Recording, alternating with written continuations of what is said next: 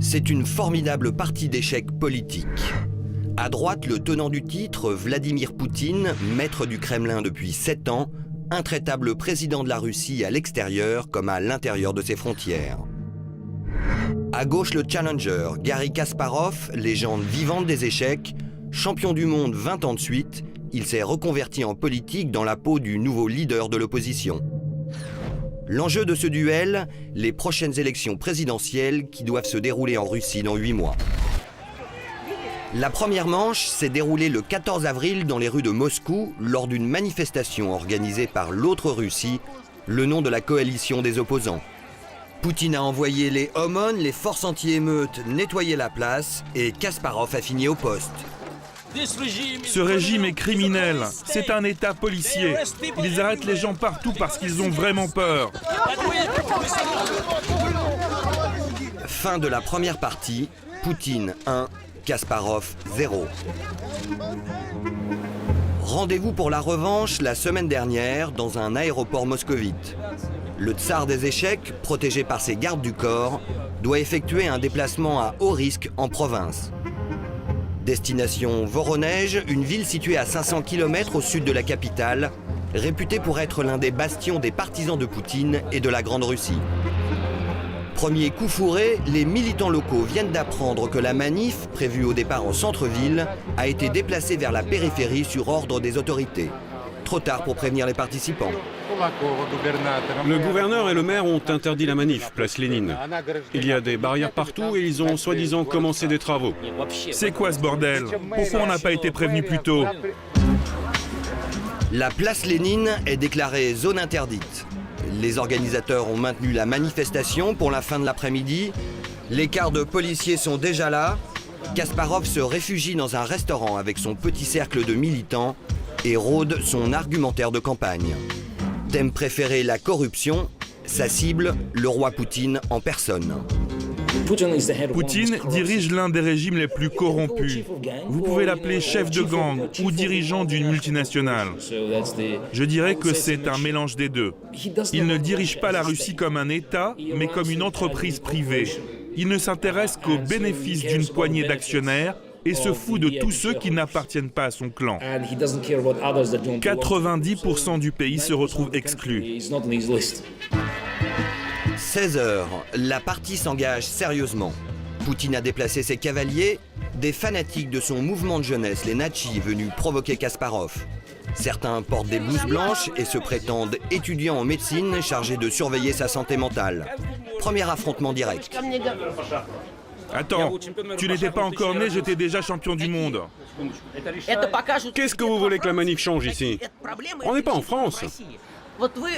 Petit, si les gens veulent manifester, c'est leur droit. Nous, on n'achète pas nos manifestants comme le fait le Kremlin. C'est eux qui cachent leur argent à l'ouest. Ce n'est pas moi, Kasparov, mais eux les vrais voleurs, Poutine et sa clique. Moi, je m'occupe pas de l'argent des autres. Excuse-moi, cet argent-là est à nous, volé par le régime depuis toutes ces années. Quand on aura la transparence de l'État, on saura très vite qui te finance, toi.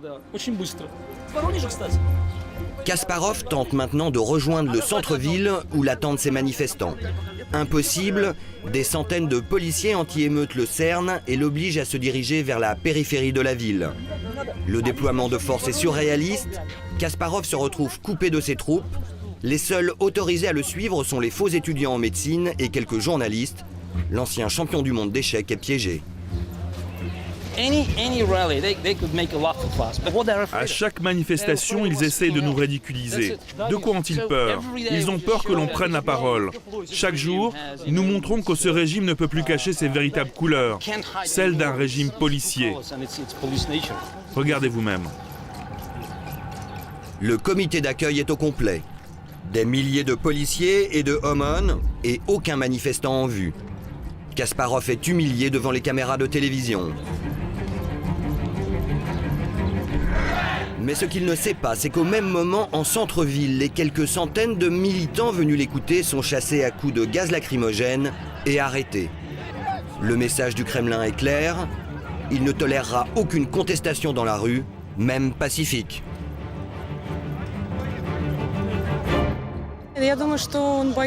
Poutine et son clan ont peur de voir Kasparov et l'opposition organiser et soulever le peuple contre eux.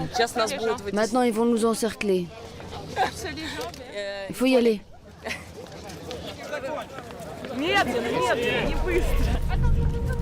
Discours annulé, place dégagée, un mardi noir ordinaire pour l'opposition. Poutine 2, Kasparov 0. Retour à Moscou en train de nuit. Kasparov a sa tête des mauvais jours, celle d'un champion qui déteste la défaite. Confession d'un joueur professionnel, encore novice en politique. Je sais que je pourrais mener une autre vie, mais c'est mon pays. On ne se bat pas pour gagner les élections, mais pour avoir de véritables élections. Je me bats pour la liberté. Toute ma vie, j'ai voulu que mon pays soit libre et prospère. Dans les années 80, j'ai déjà affronté le système communiste en jouant contre Karpov. C'est la même chose aujourd'hui ? C'est différent, mais c'est le même type d'oppression. Et c'est le moment de se battre. Oui, il existe un risque. Mais je suis l'un des leaders de l'opposition et je me sens responsable des gens qui prennent des risques tous les jours. Je ne peux pas les trahir. Mais s'il arrive quelque chose de terrible à mon pays, au moins je pourrais dire à mes enfants, j'ai tout essayé. Quelle devrait être l'attitude des gouvernements occidentaux ? On veut que le monde occidental soutienne des valeurs et dise que ce régime en Russie n'est pas une démocratie. Certains protestent. Oui, mais on fait des affaires avec la Russie. Ok, mais vous en faites encore plus avec la Chine. Et pourtant, personne ne décerne de brevet de démocratie aux Chinois. Retranché dans sa forteresse, Poutine craint-il Kasparov et son parti d'opposition ? Ridicule, affirment les proches du président. Mais pour eux, en jouant la rue contre le pouvoir en place, l'ancien champion d'échecs représente une menace pour la jeune démocratie russe. Rencontre avec l'un des présentateurs vedettes de la télévision publique, sorte de voix officielle du Kremlin. Kasparov, c'est quelqu'un comme vous et moi qui essaie de faire la carrière politique et qui s'appuie sur 2% des gens qui sont mécontents pour des raisons très différentes. Et qui utilisent ce phénomène-là. Nous, on vit dans un pays libre depuis seulement, je ne sais pas, 15 ans. C'est jeune, c'est fragile, c'est surtout la question des mentalités des générations. Et à mon avis, dans cette situation, il est très très dangereux de changer les règles du jeu et de jouer avec ça. Dans la Russie de Poutine, il ne fait pas bon être un opposant politique. Témoin, l'assassinat récent de la journaliste Anna Politkovskaya, ou l'empoisonnement à Londres d'un ancien membre des services secrets, Alexandre Litvinenko. À l'approche des élections, le pouvoir se durcit et verrouille encore un peu plus les médias. Pour le créateur des Guignols version russe, aujourd'hui interdit d'antenne et réduit à des séances de dédicaces en librairie, c'est la marque d'un régime aux abois. Avec la mort de Politkovskaya et de Litvinenko, la situation a beaucoup changé. Il est devenu de plus en plus dangereux pour les gens du régime de quitter le pouvoir. Ils se rendent compte qu'ils ne pourront pas garder ce qu'ils ont volé et peut-être même qu'ils ne pourront pas rester en liberté. Est-ce que vous pensez que Poutine redoute Kasparov ? Oui, bien sûr. Si les opposants avaient accès à la télévision pour exprimer leur position, c'est sûr qu'il y aurait des dizaines de millions de Russes pour les soutenir. Kasparov contre Poutine, le prince des échecs contre la ceinture noire de judo. Dans leur duel à distance, le tsar du Kremlin possède plusieurs coups d'avance. Mais à force de harceler le régime en pratiquant une sorte de guérilla politique, Kasparov espère pousser son rival à la faute. Aux échecs, c'était la stratégie fétiche de l'ogre de Bakou. C'était à Moscou cet été en plein mois d'août. La capitale russe prend un coup de chaud inattendu. Des scènes dignes de films pornographiques en pleine ville, et pourtant il s'agit d'un début de campagne électorale.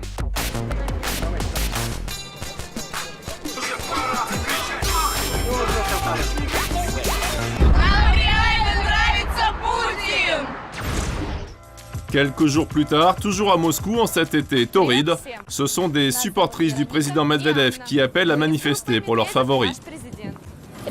Nous avons donc décidé de créer notre propre bataillon pour le président Medvedev. Appelez-nous les Medvedev Girls. Nous sommes prêtes à tout pour lui. Une invraisemblable campagne qui n'a pas l'air de troubler la quiétude des deux principaux intéressés.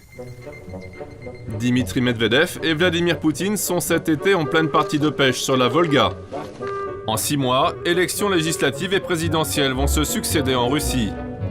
Tout le pays se demande encore qui du tandem dirigeant sera finalement coopté pour reprendre le Kremlin jusqu'au congrès du parti présidentiel le 27 septembre dernier.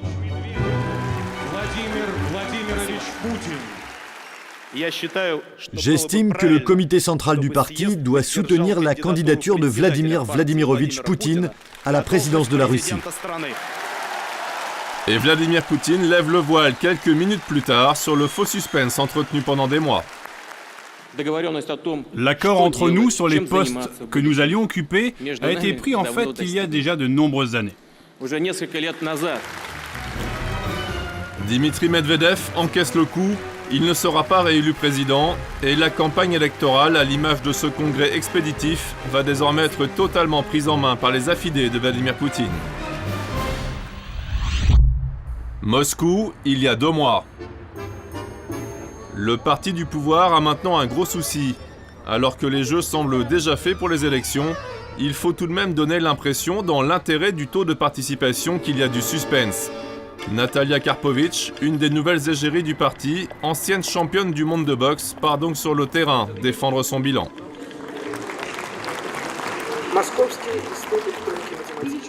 Nous avons fait passer 3 lois, dont une qui, sous condition, vous dispense de payer des impôts. La campagne électorale prend la forme d'un référendum d'approbation de la politique du Kremlin. Rien de surprenant pour la députée Natalia Karpovitch, qui nous certifie que tout se passe normalement et démocratiquement. Je suis pour la stabilité dans le pays. Et je crois que seule Edina Rossia est capable, en tant que parti fort, de résoudre aujourd'hui les problèmes de la Russie. Donc, en principe, le prochain président sera Vladimir Poutine. Mais non, on n'a jamais dit que les décisions étaient prises et que demain, sans élection, il y aurait un président et un premier ministre autodésignés. Ils ont dit ça ? Non. Tous ceux qui disent ça, c'est la presse de caniveau qui écrit n'importe quoi. Et pourtant, dans les médias russes, le sauveur Superman du pays est déjà connu. Depuis août dernier, c'est une campagne de communication sans précédent glorifiant Vladimir Poutine qui est diffusée sur toutes les chaînes de télévision. Ici, dans le sud du pays, pour s'identifier au courage et à la liberté des bikers. Plus social, en tournée d'inspection dans un hôpital, l'occasion de démontrer que malgré ses 59 ans, l'homme est toujours en pleine forme.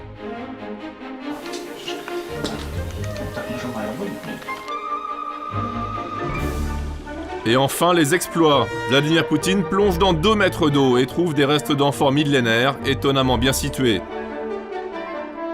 Les amphores de trop pour certains journalistes russes. Au cœur de Moscou, TV Dost, une toute jeune rédaction apparue il y a 1 an et demi, essentiellement diffusée sur Internet. Dost se veut indépendante et courageuse. Les journalistes ont donc harcelé en interview le secrétaire de presse de Vladimir Poutine pour le faire passer aux aveux. Poutine n'a pas trouvé des amphores qui se trouvaient là depuis des milliers d'années, c'est évident. Chacun a vu qu'elles avaient été nettoyées. Un mensonge sur les amphores, mais pas seulement. Le rédacteur en chef, Mikhail Zygar, a analysé 1 an de communication poutinienne, comme cette traversée l'année dernière de la Sibérie par Vladimir Poutine dans une petite Lada jaune. Officiellement, il est seul au volant dans les immensités du pays. Et la réalité filmée au portable est bien différente, la com désacralisée par un simple téléphone. Voilà la première voiture, et là, ce sont les gens simplement qui filmaient. Voilà la deuxième Lada. Il y avait plus de 100 véhicules en fait.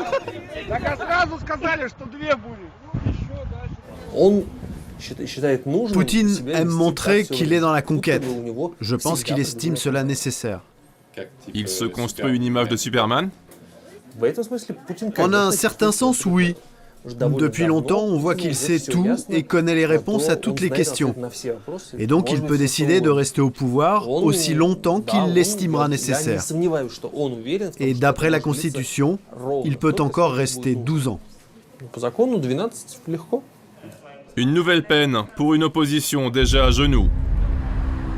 Marina Litvinovitch a été de tous les combats ces 10 dernières années en Russie avec les partis libéraux. Trop d'oppression, trop de stress. La jeune femme a renoncé pour ces élections. Elle ne se voit plus lutter contre le système.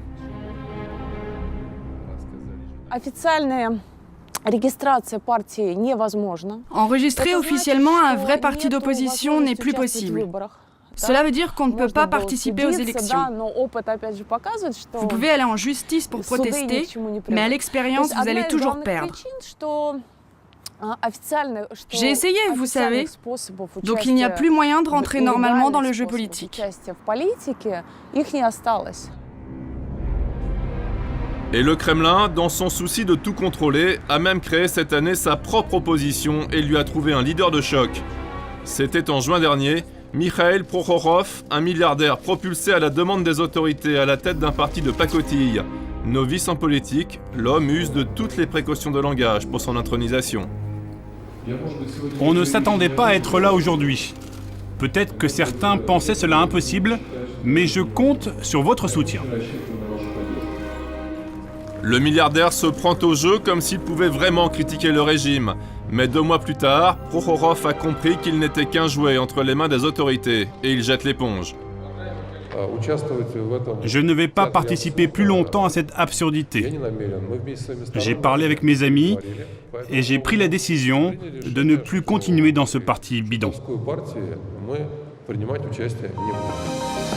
Une pique contre Vladimir Poutine qui en annonce d'autres. Alors que le pouvoir pensait avoir tout planifié pour ramener au Kremlin l'ancien espion, les Russes se mettent à jouer les troubles fêtes. En novembre dernier, par une belle après-midi de communication virile qui s'annonçait tranquille, Vladimir Poutine est rattrapé par la colère des 20 000 spectateurs du combat de boxe.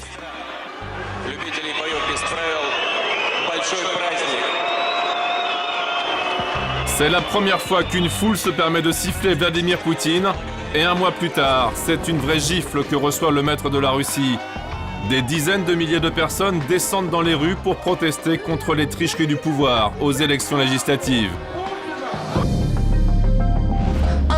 On fera partir Poutine et ses complices dans la légalité. Officiellement, le parti du pouvoir a remporté près de 50% des suffrages. Mais l'opposition et les observateurs internationaux dénoncent des fraudes à hauteur de 25% des voix. Les Russes montrent désormais qu'ils ne craignent plus Super Poutine. Déstabilisé, le Kremlin laissera-t-il faire des présidentielles honnêtes ou cherchera-t-il à tout prix à se sauver? Réponse, le 4 mars prochain. C'était dans la nuit du 4 au 5 décembre dernier. Sur toutes les chaînes de télé russes, le même suspense. Quel parti peut bien avoir remporté les élections législatives? Les résultats sont les suivants. Pour le parti au pouvoir, Russie Unie, presque 49% des votes. Encore une fois, c'est le parti de Vladimir Poutine qui écrase la concurrence. Mais grande première, les Russes ont réussi à filmer avec leur portable les fraudes massives qu'ils ne faisaient jusqu'alors que soupçonner. Des effaceurs dans les bureaux de vote pour modifier les choix des électeurs. Et voilà, j'efface cette voix. Et des urnes bourrées avant l'ouverture du scrutin. Amène la caméra qu'on voit. C'est pour quel parti? C'est pour Russie Unie. On en prend un deuxième, encore pour Russie Unie. À chaque fois, la triche pour le parti du pouvoir. Dans la rue, c'est la colère qui monte. Une première manifestation est dispersée par la police qui arrête 550 personnes.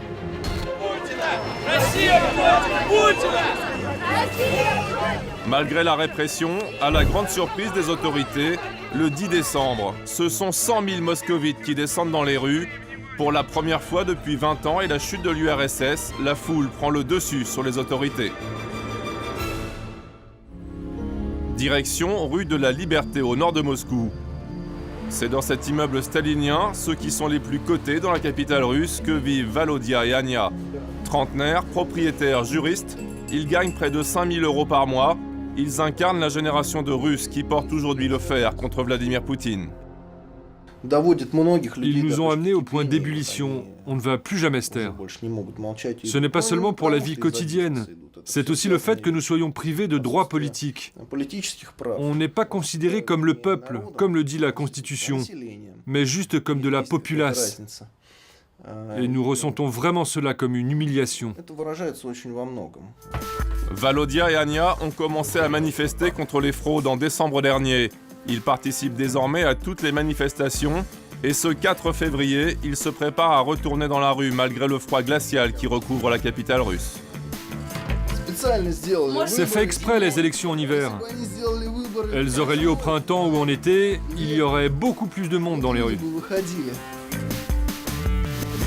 Moins 19 degrés, mais le printemps de Moscou continue. 4e manifestation en 2 mois et 4e succès avec toujours pour cible le nouvel ennemi public numéro 1.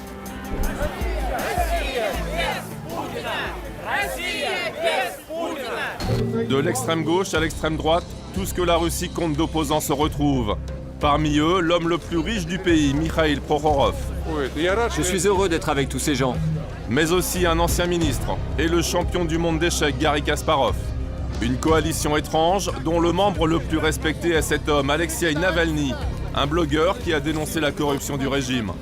L'homme le plus populaire de Russie fuit en général les caméras, mais pour la première fois, il accepte de dévoiler la stratégie à venir de l'opposition.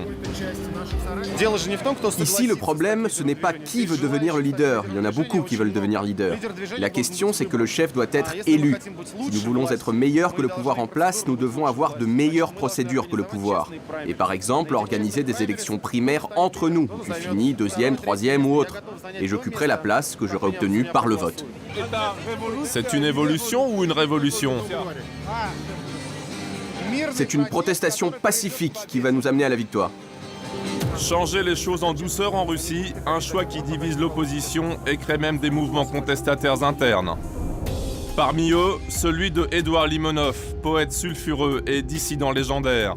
Fidèle à ses habitudes, il donne rendez-vous de façon mystérieuse sur l'avenue Lénine, dans un appartement dédié à sa propre personne. Bonjour. Ces photos que j'ai trouvées, c'est moi à l'âge de 17 ans, 20 ans. C'est dans les prisons de Saratov. Regardez, je suis enchaîné. Et celle-là, c'est 2003. C'est pendant le meeting. On n'est pas posé. C'est M. Kasparov, ancien champion d'échecs, c'est M. Limonov, votre ami. C'était quand Limonov se rendait encore aux manifestations avec les autres opposants.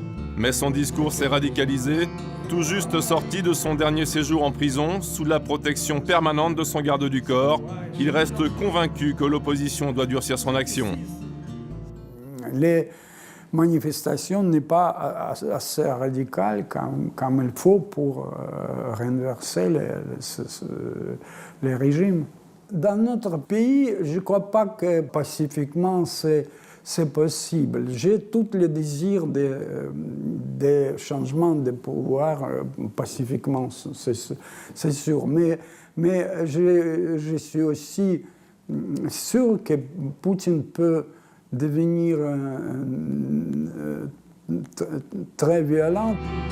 L'écrivain et ses hommes sont décidés à passer à l'acte pendant l'élection. Ils envisagent de bloquer la commission électorale, ce qui pourrait leur coûter une très lourde peine de prison. Alors que Limonov, le révolutionnaire, prépare ses combats dans l'ombre, la classe moyenne moscovite, elle, enivrée par le succès de ces manifestations massives, s'est créée en quelques mois une vie politique à ciel ouvert. Cette chaîne de café s'autorise un vote des clients sur la présidentielle avec évolution des résultats en temps réel. Mikhail Prokhorov, le milliardaire, devance Vladimir Poutine et certains affichent ouvertement leur dédain pour le Premier ministre. Qu'est-ce que je dois faire en fait? Dites juste pour quel candidat vous voudriez voter. Et pour qui je peux voter? Le plus important, c'est que ce ne soit pas Poutine. N'importe lequel, mais pas Poutine. Une scène impensable avant décembre dernier. Et dans cet autre café du centre-ville de Moscou, les opposants se permettent même de donner des rendez-vous militants anti-Poutine. Voilà tout ce que l'on donne aux volontaires. Des fanions, c'est écrit « Parti des bandits et des voleurs ». Il y a ces pins aussi. Et on a ces autocollants, où il est écrit « Il faut des élections honnêtes ». On vérifie sur les réseaux sociaux les gens qui sont volontaires pour la distribution. Leurs relations, s'ils sont bien de l'opposition, et quand on est sûr d'eux, on leur donne l'adresse où nous sommes pour la distribution du matériel. À l'heure dite, les conspirateurs commencent à passer les uns après les autres. Ils font le plein pour leur distribution anti-Poutine, avec toujours le même argumentaire. Pourquoi vous venez? Pourquoi? Parce qu'il y en a marre. Mais que peut bien penser Vladimir Poutine de cet élan anti-Kremlin né dans la rue? Et comment envisage-t-il de gagner cette élection présidentielle du 4 mars prochain? Un conseiller du Kremlin depuis 15 ans a accepté de nous répondre. Gleb Pavlovski a parlé du printemps russe avec Vladimir Poutine la veille de cette interview. Résultat, l'homme fort du pays ne semble pas disposé à faire de concessions. Poutine n'a pas peur. Il ne comprend pas ce qui se passe. De son point de vue, les gens qui protestent sont ceux qui ont profité de son système. Pour lui, c'est incompréhensible. Il en est vexé et il considère que ce sont des enfants gâtés qui ne savent pas ce qu'ils veulent. Hier, quand je l'ai vu avec d'autres politologues, il a bien dit que pour lui, il n'y aurait qu'une date. Il n'envisage qu'un seul tour pour les élections, le 4 mars, c'est tout. En pleine campagne électorale, Vladimir Poutine multiplie des images musclées. Il a déjà décidé d'une victoire au premier tour de l'élection, un oukase qu'il aura plus de mal à imposer que d'habitude, car pour la première fois depuis 20 ans, c'est toute la Russie qui va surveiller les urnes pour veiller à l'honnêteté du scrutin. Aujourd'hui, dans Jeu de pouvoir, Vladimir Poutine fait son numéro. Pour les élections du 18 mars, le maître du Kremlin n'a plus qu'un seul argument de vente, lui-même, dans toutes les positions. On peut se mettre à genoux ici et faire un vœu, ici aussi. Sinon, on peut aussi se lever et l'embrasser. Mais ce numéro de claquette, en mode hyper macho, finit par en gonfler certains. Quand il ne monte pas à cheval, il fait un câlin à un ours. Il est botoxé de partout. C'est ridicule.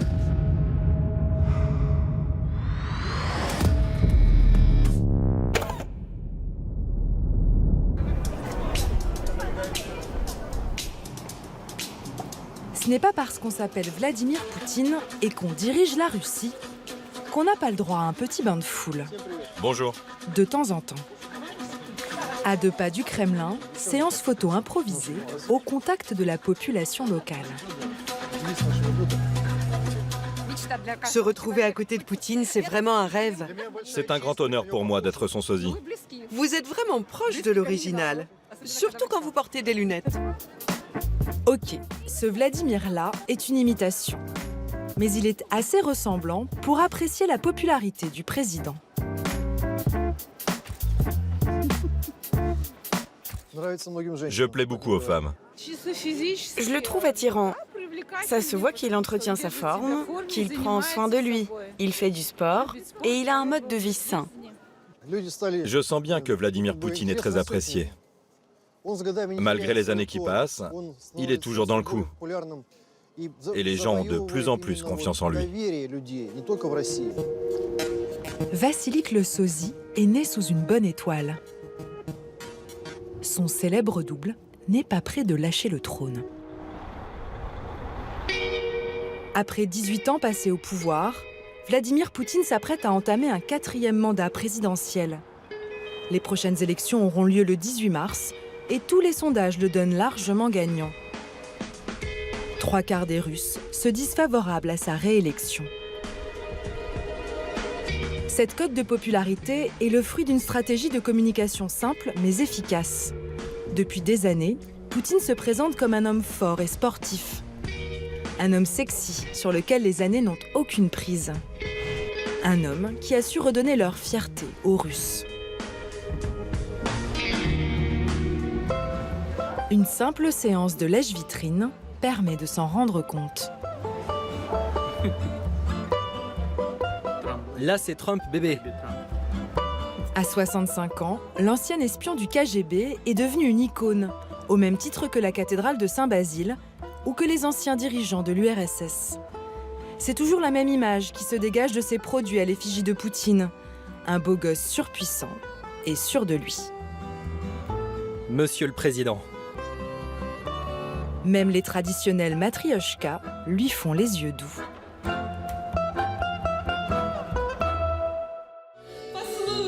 Sur Internet, on trouve un florilège de chansons à la gloire du président russe.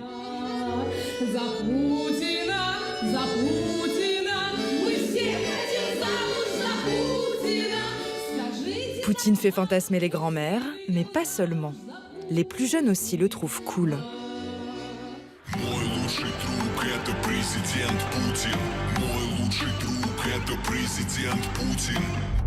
Dans ce clip, le rappeur Timati compare le président à un super-héros. Un homme capable de prendre le contrôle des platines et d'électriser tout le dance floor.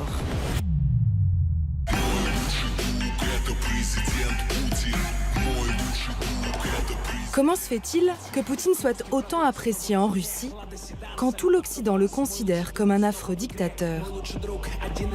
L'un des secrets de sa popularité se trouve derrière les murs de cette ancienne usine réhabilitée à l'est de Moscou. C'est là que le groupe baptisé 7 a monté son QG. Des artistes et des intellectuels qui mettent leur créativité au service de l'image de Poutine. Ils inventent des produits rigolos ou pratiques qui le rendent sympathique. Ces t-shirts, par exemple, se sont vendus comme des petits pains. On aime bien la provoque. L'idée, c'est de mettre une information dans un bel écrin pour que les gens s'y intéressent instantanément. Difficile en effet de ne pas loucher sur les frontières de la Grande Russie. Ou sur le profil de Vladimir. L'important, ce n'est pas le produit, c'est le message que diffuse le produit. Nos vêtements, nos tableaux, nos calendriers, ce sont bien plus que des objets. Si les consommateurs les achètent, s'ils les affichent, si ça leur plaît, c'est que nous faisons du bon boulot. Ce groupe, formé en 2013, compterait environ 500 créatifs répartis dans toute la Russie. Leur plus gros buzz à ce jour, une bague tête de Poutine en argent massif, vendue 300 €. Cette bague porte le nom de Poutine Versteher. C'est un mot allemand qu'on peut traduire par le club des adorateurs de Poutine. Les gens qui partagent la même vision et les mêmes valeurs que lui. Les chaînes de télé russes, toutes proches du pouvoir, se chargent de la promo. C'est une tendance que rien ni personne ne peut arrêter. Après les t-shirts et les sweats à capuche, voici les bagues. 5 minutes de reportage entièrement consacrés à leur création. Il n'en existe que 100 exemplaires. Ces hipsters engagés refusent de révéler l'origine de leur financement. Selon l'enquête du journal indépendant Novaya Gazeta, le Kremlin leur verserait 20 millions de roubles par mois, soit 300 000 €. Le prix à payer pour rester cool, passé 65 ans. Pourquoi cette image de playboy séduit-elle les Russes? Je me rends au dernier institut de sondage indépendant du pays. Ici, on se permet de poser toutes les questions à la population, même les plus loufoques.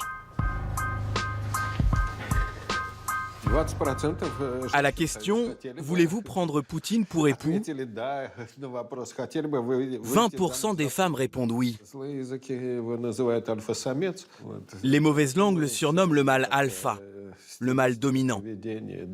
Tout le comportement de Poutine, sa virilité, sa force, son courage, son goût pour le risque et la confrontation, servent à mettre en avant des caractéristiques typiquement masculines. Et ça plaît. Pour la majorité des Russes, Poutine incarne le fantasme du leader tout-puissant, capable de redresser l'économie du pays et de lui redonner sa fierté sur la scène internationale. Sa courbe de popularité en témoigne, Les pics les plus hauts correspondent aux guerres de Tchétchénie, d'Ukraine et à l'annexion de la Crimée. C'est là que sa cote a grimpé au maximum, jusqu'à atteindre 87%. À chaque fois que Poutine se livre à des démonstrations de force ou qu'il prononce des discours agressifs, sa cote de popularité augmente. La propagande du Kremlin présente ces actions comme des pas vers la reconstruction de la Grande Russie et le retour à la place qu'occupait l'URSS dans le concert des nations.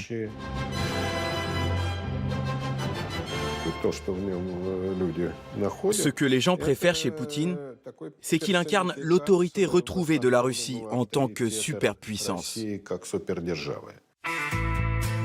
La dernière chanson sortie à la gloire de Poutine raconte exactement cela.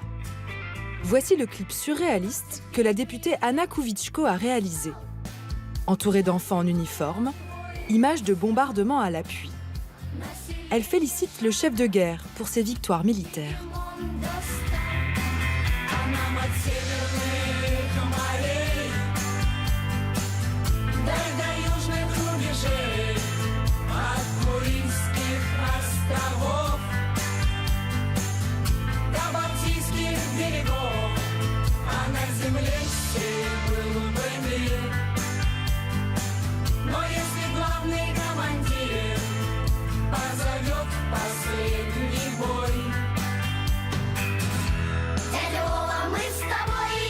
Ce tonton Vova qui appelle au sacrifice, c'est Poutine bien sûr. Des enfants à peine sortis du berceau et déjà prêts à mourir pour la patrie, ça n'a pas l'air de déranger le public. En 3 mois, le clip a été visionné plus d'1 million de fois. Preuve qu'en Russie, le culte du chef démarre dès le plus jeune âge.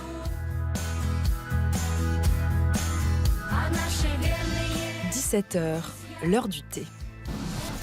Nous sommes conviés dans un appartement de la petite classe moyenne moscovite. Daria, son frère et leurs potes, une bande de jeunes qui ne fait pas mystère de ses préférences électorales. Nous soutenons notre président Vladimir Vladimirovitch. Nous voulons qu'il soit réélu. Et on espère qu'il sera notre président pour longtemps. De leur vie, ces admirateurs n'ont connu personne d'autre au Kremlin. Mais les 18 ans de pouvoir du président russe ne semblent pas avoir altéré les qualités humaines qu'ils reconnaissent en leur chef. Il est sévère. Il est intelligent. C'est une personnalité multifacette. Il est déterminé. Et il atteint ses objectifs. Enfin, nos objectifs. Et quand on leur montre les clichés virils du patron en pleine séquence nature et tradition, la réaction est unanime. Ça, c'est à la pêche. Il aime pêcher. Il est à fond pour la pêche. Nous aussi, on aime la pêche. Ouais, c'est cool. C'est comme s'il marchait sur l'eau. Mais en réalité, il marche sur des cailloux. Il est beau, sportif, il est président, et je pense que n'importe quelle femme se sentirait femme à ses côtés, en sécurité, comme protégée derrière une forteresse. Pas de doute donc, nous sommes bien chez les ultras. Plus surprenant en revanche, lorsque nous demandons à ses supporters s'ils sont prêts à s'engager dans la campagne électorale pour leur champion, la question semble totalement incongrue. Est-ce que vous comptez aller dans la rue et faire campagne pour lui ? Il me semble que ce n'est pas autorisé par la loi. Et puis en plus, ça servira à quoi ? Oui, de toute façon, on est sûr que Poutine gagnera. Ce sont les candidats qui ne sont pas connus qui ont besoin d'être soutenus. Lui, il a fait tellement de choses pour les gens qu'il n'a pas besoin de publicité. Je pense que parmi les supporters de Poutine, personne ne va organiser de manifestation pour lui. Parce que tout le monde sait de quoi il est capable. Et tout le monde sait ce qu'il propose. Ça fait des années que nous le voyons à l'œuvre et qu'il est au pouvoir.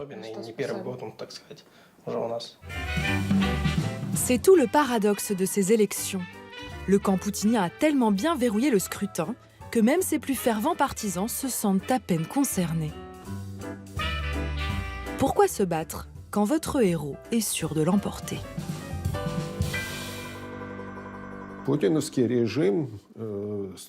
Le régime de Poutine devient de plus en plus répressif et prend petit à petit les traits d'un régime totalitaire qui contrôle entièrement les médias et qui manipule l'opinion publique. La Russie n'est pas un pays démocratique. Ici, il n'y a pas de liberté de choix au moment des élections. Ce système verrouillé et autoritaire laisse-t-il la moindre place à l'opposition? Ils sont 7, dont une femme à se présenter contre le vainqueur annoncé du 18 mars prochain. Des candidatures de témoignages, tant Poutine est en avance dans les sondages, avec 67% des intentions de vote. Alexandre Navalny, l'opposant au président le plus connu et le plus persévérant, a quant à lui été écarté du scrutin grâce à d'opportunes condamnations pénales qu'il réfute en bloc. À Moscou et dans tout le pays, ses partisans continuent de se battre. Les rassemblements pro-Navalny se font autour d'un nouveau slogan, l'appel au boycott des élections. Le raisonnement est simple, plus la participation sera faible, plus la fête à Poutine sera gâchée.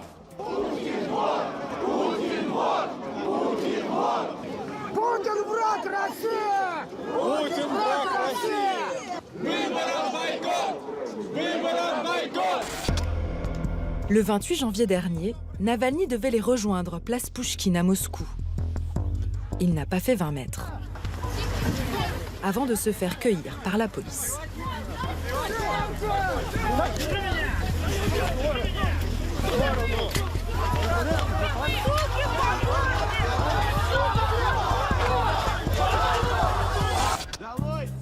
Ses partisans, habitués aux arrestations à répétition de l'opposant, poursuivent le rassemblement. Chers citoyens, nous vous prions expressément de libérer la place. Ne gênez pas la circulation. Soyez organisés et respectez l'ordre. Vous n'avez pas peur d'être là et de prendre la parole? Non, on n'a pas peur. Nous n'avons peur de rien. J'ai 18 ans et Poutine est au pouvoir depuis 18 ans. Je ne connais pas d'autre vie que celle sous Poutine. Et nous voulons quelque chose de nouveau. On est pour le changement du pouvoir. Nous sommes ici parce qu'on nous prive du choix. Le 18 mars, il n'y aura pas d'élection. Ce sera juste la réélection de Poutine. Tous ceux qui sont présents ici le comprennent. Malheureusement, l'information n'est pas assez diffusée pour que la majorité des Russes le comprennent. Vu qu'il n'y a pas de candidats qui se battent pour le pouvoir, on a fait de nous un troupeau qu'on amène où l'on veut. Et moi, je n'ai pas envie d'être un mouton. Et c'est pour cela que je suis là. Quant à la communication tout en gonflette du président Poutine, ici, elle n'impressionne guère, surtout pas les femmes. Tout le monde se rit de lui maintenant. On ne rit pas, on se fend la poire. Soit il est sur son cheval, soit il fait un câlin à un ours. Il est botoxé de partout, c'est ridicule. C'est la honte pour un président. Aucun autre président ne se comporte de cette manière. Dérision ou abstention, voici bien les dernières armes de ceux qui n'en peuvent plus du système Poutine.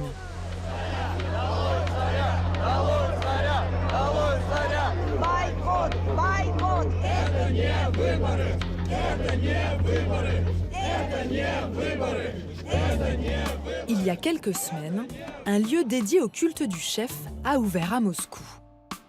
Cette galerie propose la plus grande concentration de Vladimir Poutine au mètre carré.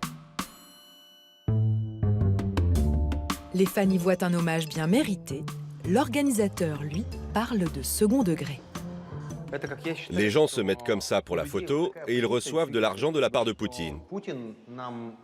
La propagande diffuse cette idée que sans lui, nous n'aurions ni argent, ni nourriture, ni stabilité, qu'il est la source de tout ce que nous avons. Donc tous les gens s'approchent pour recevoir ce cadeau. Est-ce que le public perçoit de l'ironie? Non, le public ne voit aucune ironie là-dedans. Il trouve ça normal. Alexandre n'a pas toujours combattu Poutine par l'humour. Il y a 10 ans, il s'est présenté contre l'inamovible président aux élections. Mal lui en a pris, il s'est fait mettre en prison et a perdu son fauteuil de maire d'une grande ville. Depuis, Poutine l'a à l'œil. On peut se mettre à genoux ici et faire un vœu, ici aussi. Sinon, on peut aussi se lever et l'embrasser.